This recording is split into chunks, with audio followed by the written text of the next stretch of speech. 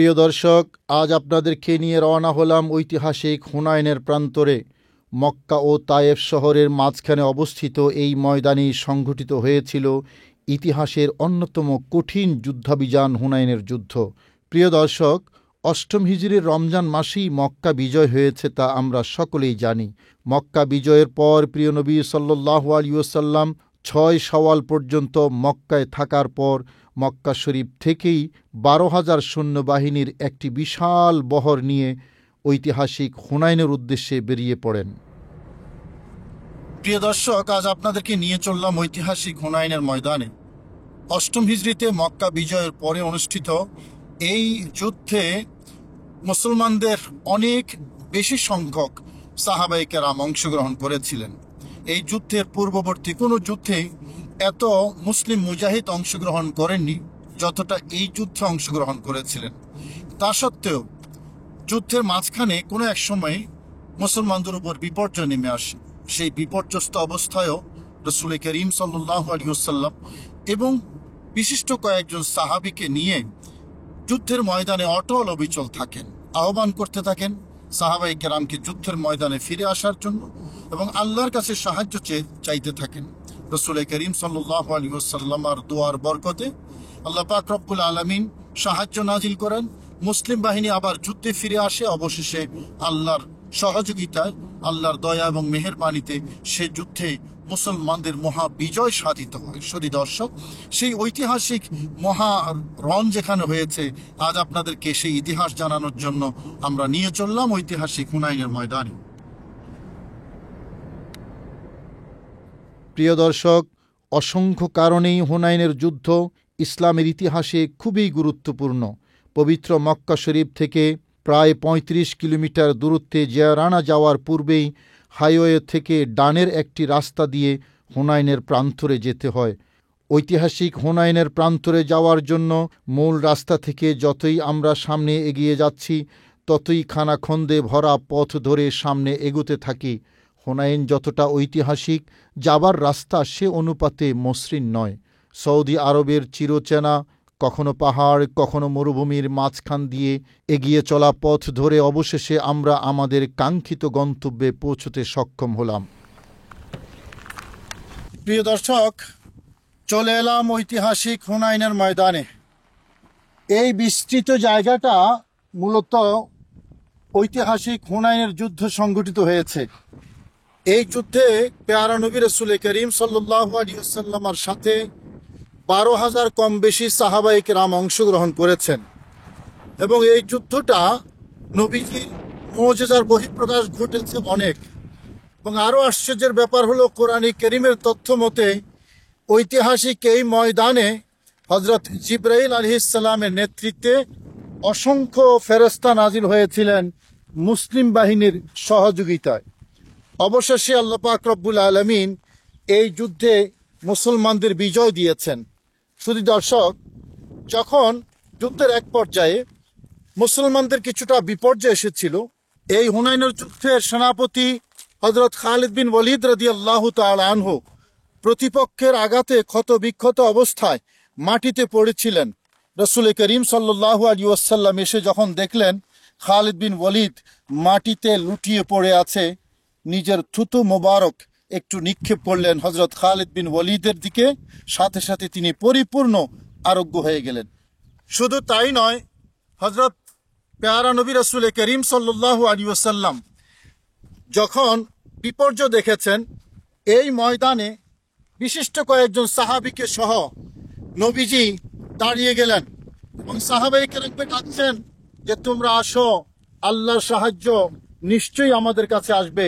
শুধু দর্শক, রাসূল করিম সাল্লাল্লাহু আলাইহি ওয়াসাল্লাম এভাবে এক মুষ্টি বালু নিয়ে আল্লাহর নাম নিয়ে কাফেরদের দিকে এভাবে ছুঁড়ে মারলেন এবং নবীজি বললেন, শাহাতিল উজুহ, সকল চেহারায় গিয়ে পড়ো।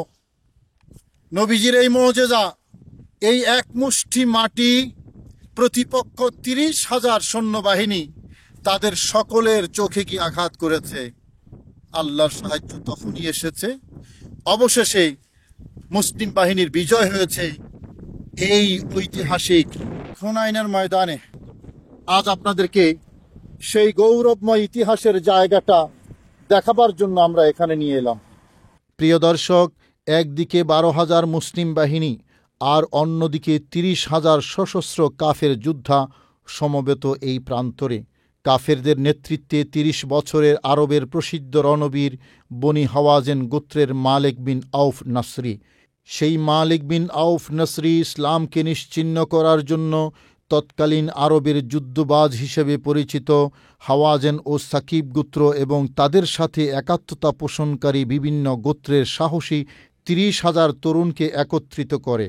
যুদ্ধের ময়দানে কোনোরূপ পিছুটান যাতে না থাকে সেজন্য সবার স্ত্রী, সন্তান, গৃহপালিত পশু, যুদ্ধাস্ত্র এবং যাবতীয় ধন সম্পদ নিয়ে যুদ্ধে অংশগ্রহণ করার জন্য সেনাপতি মালিক বিন আউফ সকলকে নির্দেশ দেয়। শতযুদ্ধে বিজয়ী হাওয়াজেন গোত্রের 160 বছর বয়সী যোদ্ধা দোরাইদ বিন সিম্মা ছেলে মেয়ে, স্ত্রী, পুত্র সহ যুদ্ধে অংশ নেয়ার বিরোধিতা করলেও যুবক মালিক বিন আউফ তাতে কর্ণপাত করেনি। ইসলাম ও মুসলিমদের ধ্বংস করার জন্য সে একরকম রক্তপিপাসুর রূপ ধারণ করে এবং তার বিশাল সৈন্যবাহিনী নিয়ে তায়েফ থেকে মক্কার অভিমুখে রওনা হয়। প্রিয় দর্শক, রসুল করিম সাল্লাল্লাহু আলাইহি ওয়াসাল্লাম তখন মক্কা বিজয় করে পবিত্র মক্কা নগরীতেই অবস্থান করছিলেন।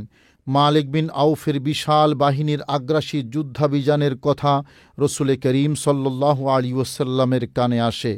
প্রিয় নবী রসুল করিম সাল্লাল্লাহু আলাইহি ওয়াসাল্লামের সাথে তখন যুদ্ধক্লান্ত একটি বাহিনী, যারা পবিত্র মদিনা শরীফ থেকে দীর্ঘ সফর করে মক্কায় এসেছে এবং অভিযান শেষ করে মাত্রই মক্কায় অবস্থান করছিলেন। ঠিক তার পরপরই আগ্রাসী মালিক বিন আউফের এমন সংবাদ সাধারণত অস্বস্তির মনে হলেও নবীর আনুগত্যে উজ্জীবিত জানবাজ সাহাবায়ে কেরাম দ্বীনের জন্য সদা প্রস্তুত। প্রিয় নবী রসুল করিম সাল্লাল্লাহু আলাইহি ওয়াসাল্লাম বলা মাত্রই সবাই শাহাদাতের গর্বিত তামান্নায় নতুন করে উজ্জীবিত হয়ে উঠলেন। মদিনা শরীফ থেকে আসা 10,000-এর সাথে মক্কার নতুন ইসলাম গ্রহণকারী 2,000 যোগ দিয়ে মোট 12,000 মুসলিম বাহিনী প্রস্তুত হলেন হুনাইনের যুদ্ধের জন্য।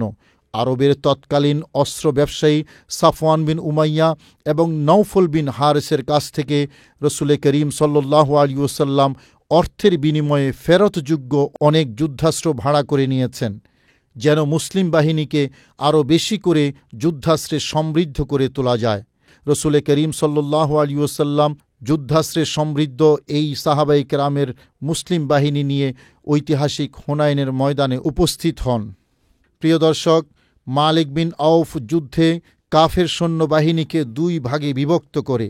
এক ভাগ হুনাইনের উপত্যকার পার্শ্ববর্তী পাহাড়ের গুহায় আত্মগোপন করে থাকবে, আর বাকিরা পাহাড়ের বিপরীতে সমতল ভূমিতে অবস্থান করবে। যুদ্ধবাজ আগ্রাসী মালিক বিন আউফ পরিকল্পনা করেছে, মুসলিম বাহিনী হুনাইনের প্রান্তরে আসা মাত্রই পাহাড়ি সৈন্যরা একসাথে 4 দিক থেকে তীর এবং পাথর নিক্ষেপ করবে এবং একই সাথে সমতল ভূমি দিয়ে তলোয়ারবাহী সৈন্যরা আক্রমণ করে মুসলিম বাহিনীকে সমূলে বিনাশ করে দেবে। কিন্তু রাখে আল্লাহ, মারে কে? ইসলামের বিজয় শুধু বাহ্যিক শক্তি দিয়ে নয়, বরং মহান আল্লাহর দয়া ও সাহায্যে হয়, তা তো আর কাফের বাহিনীর জানা নেই। সাহাবিগণকে হুনাইনের ময়দানে নিয়ে এসে রসুল করিম সাল্লাল্লাহু আলাইহি ওয়াসাল্লাম কয়েকটি ভাগে ভাগ করলেন। প্রথম ভাগের নেতৃত্ব দিলেন হজরত খালিদ বিন ওয়ালিদ রাদিয়াল্লাহু তাআলা আনহুকে। অন্যান্য ভাগগুলোর মধ্যে কোনোটার নেতৃত্বে হজরত আলী রাদিয়াল্লাহু তাআলা আনহু, কোনোটার নেতৃত্ব হজরত জুবাইর ইবনে আওয়াম রাদিয়াল্লাহু তাআলা আনহুর কাছে। প্রিয় দর্শক, প্রতিপক্ষের 30,000-এর সামনে 12,000 অনেক কম হলেও হুনাইনের যুদ্ধের পূর্বে সংঘটিত আর কোনো যুদ্ধে মুসলিম বাহিনীতে এত অধিক সংখ্যক সৈন্যবাহিনী ছিল না। তাই মুসলিম বাহিনীর কেউ কেউ সংখ্যাধিক্যের উপর নির্ভরশীল হয়ে বলতে লাগলেন, আজ আমরা কম নই, সুতরাং আমাদের বিজয় সুনিশ্চিত। প্রিয় দর্শক, আসলে বিজয় মহান আল্লাহর হাতে। তুমুল যুদ্ধ শুরু হলো। পরিকল্পনা মাফিক কাফের বাহিনী চতুর্দিক থেকে প্রচণ্ড বেগে আক্রমণ শুরু করল। এক পর্যায়ে মুসলিম শিবিরে কিছুটা বিপর্যয় নেমে আসে। কাফেররা প্রিয় নবী রসুল করিম সাল্লাল্লাহু আলাইহি ওয়াসাল্লামকে ঘিরে ফেলে। প্রিয় নবী রসুল করিম সাল্লাল্লাহু আলাইহি ওয়াসাল্লামের সাথে তখন মাত্র 10 থেকে 12 জন সাহাবী, বাকিরা বিক্ষিপ্ত হয়ে গিয়েছে চারদিকে। ঠিক তখনই প্রিয় নবী রসুল করিম সাল্লাল্লাহু আলাইহি ওয়াসাল্লামের অনন্য সাহসিকতা দেখে এই হুনাইনের প্রান্তর। আপন বাহনের উপর সাওয়ার হয়ে রসুল করিম সাল্লাল্লাহু আলাইহি ওয়াসাল্লাম বলতে লাগলেন, আনান নবী লা কাযিব, আনা ইবনু আব্দুল মুত্তালিব, অর্থাৎ আমি নবী, মিথ্যা নই, আমি আব্দুল মুত্তালিবের সন্তান। সাথে সাথেই রবের কাছে হাত তুলে ফরিয়াদ জানালেন, আল্লাহ, তোমার সাহায্য চাই। আজ যদি আমাদের পরাজয় হয় তবে তোমাকে মাবুদ হিসেবে মান্য করার কেউ থাকবে না। মহান আল্লাহ তার প্রিয় হাবিব সাল্লাল্লাহু আলাইহি ওয়াসাল্লামের দোয়ার বরকতে অসংখ্য ফেরেশতা নাজিল করেন। পবিত্র কোরআনে এই যুদ্ধের কথা মহান আল্লাহ তাআলা এভাবে বর্ণনা করেছেন, আউযু বিল্লাহি মিনাশ শাইতানির রাজীম, বিসমিল্লাহির রহমানির রহিম। لقد نصركم الله في مواطن كثيرة ويوم حنين إذ أعجبتكم كثرتكم فلم تغن عنكم شيئا وضاقت عليكم الأرض بما رحبت ثم وليتم مدبرين।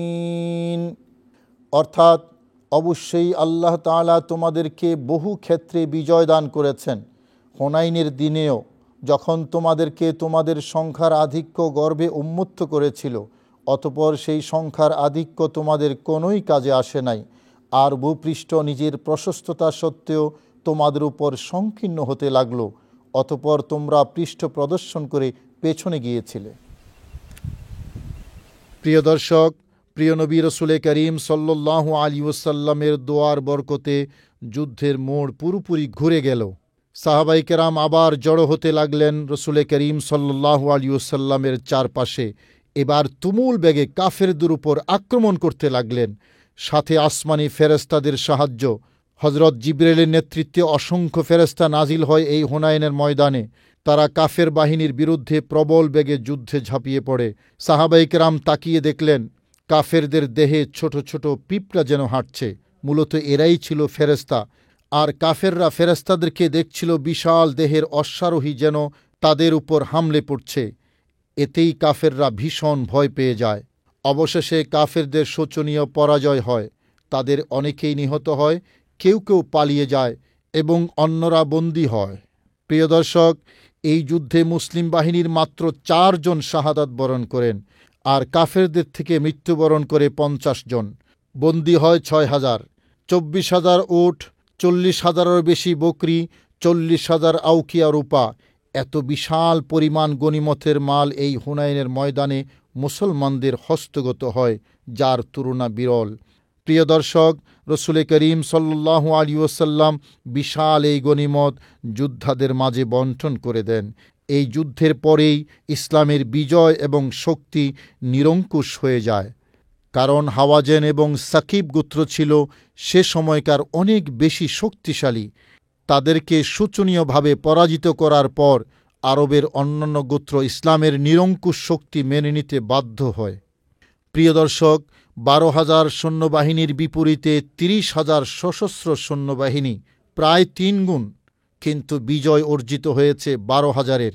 সংখ্যাধিক্য দিয়ে হক বাতিল নির্ধারণ করা যায় না। আবার জনসংখ্যা বেশি হলেই বিজয় আসবে এমনটিও নয়। আসল শক্তি মূলত ঈমানি শক্তি। এখনও যদি বিশ্ব মুসলিম ঈমানি শক্তিতে বলীয়ান হয় তবে ইসলামের বিজয় হবে তা সুনিশ্চিত।